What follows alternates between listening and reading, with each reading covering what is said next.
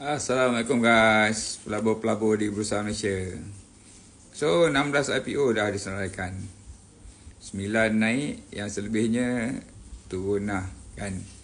So cerita tuan-tuan, makin lama nampak makin ramai yang tak apply lah, sama ada saham IPO ataupun saham IPO di MITI kan. Makin berkurang.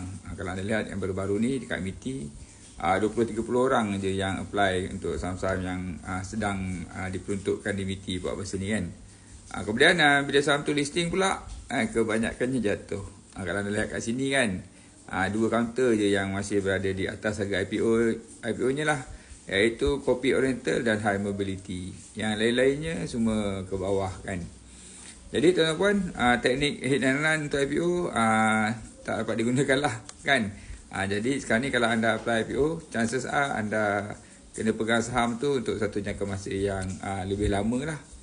Cerita dia tuan-tuan, syarikat-syarikat ni keluarkan IPO untuk apa? Untuk dapatkan duit dah daripada tuan-tuan, suntikan modal untuk dia kembangkan syarikat, untuk dia gunakan sebagai working capital, modal kerja, ataupun dia gunakan untuk bayar hutang dan sebahagian untuk listing expenses lah kan, listing fee kan.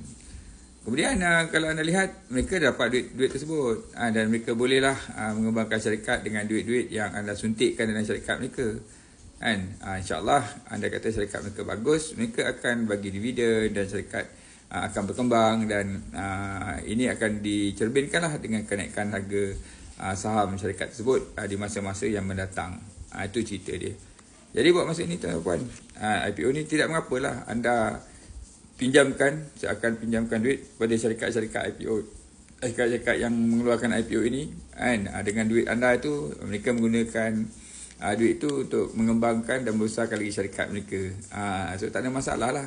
Cumanya pada masa ini kalau nak buat duit cepat tak dapat lah. Kenapa? Sebab kebanyakan saham-saham ini dia tak naik pada hari penyelesaiannya, malah turun kan. Jadi anda kenalah simpan saham-saham ini untuk sehinggalah keadaan lebih baik di masa-masa akan datang.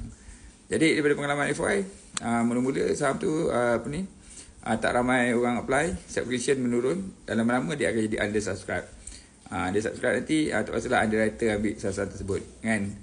Tapi jangan risaulah, dulu tahun 1997 1998 masa Asian Financial Crisis, keadaan lebih teruk lagi kan. So InsyaAllah ia akan kembali, dan insyaAllah saham IPO juga akan kembali naik tak lama lagi. Kita sama-sama doakan. Alright teman-teman, itu saja daripada FY. Assalamualaikum. Bye.